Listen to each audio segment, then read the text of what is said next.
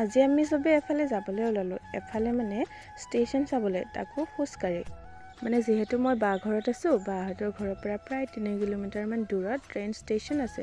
তো তাকে চাবলৈ ব'লা গৈ আহোঁ বুলি ক'লে। তাৰপাছত ময়ো ক'লোঁ ব'লা খোজকাঢ়ি গৈ আহোঁ, যিহেতু মই এনেও খোজকাঢ়িব যাবলৈ বেয়াই পাওঁ। আহি আধা বাট পাই গ'লোঁ। আধা বাট আহি আকৌ ইহঁতৰ বোলে ভাগৰ লাগিল, খোজকাঢ়িব নোৱাৰে আৰু। তাকে এতিয়া ঘৰলৈ উভতি আহি আছোঁ, মানে ষ্টেচনলৈকে যোৱা নহ'ল আৰু এয়া ঘূৰি আহি আছোঁ আমি এতিয়া। এইফালৰ পৰিৱেশটো খুবেই ধুনীয়া, চাৰিওফালে মানে শালবাৰীয়ে। এইফালে বাটেৰে আহি থাকোঁতে চকু পৰিল মধুৰিআম খেতিলৈ। মানে ইয়াতে মধুৰিআমৰ খেতি কৰিছে, পুলিখিনি বহুত ধুনীয়া হৈছে মধুৰিআমৰ। তাকে মানে আমি ৰৈ কিনে অলপমান চালোঁ। এয়া আহি পাই গ'লোঁ ঘৰ। এইফালে প্ৰসাদৰ যা যোগাৰ চলিছে। এইফালে আইতাকে নাতিনীয়েকে প্ৰসাদ ধোৱাত ব্যস্ত, মানে আজি বায়ে ঘৰতে শৰাই দিব তাৰে যা যোগাৰ। আৰু এইফালে মই পুৰি বনাই ল'লোঁ আৰু এয়া বনাই মেলি হৈ গ'ল। এইফালে প্ৰসাদ আহি পাই গ'ল, খাই লওঁ তেন্তে ভিডিঅ'টো সামৰিছোঁ ইমানতে।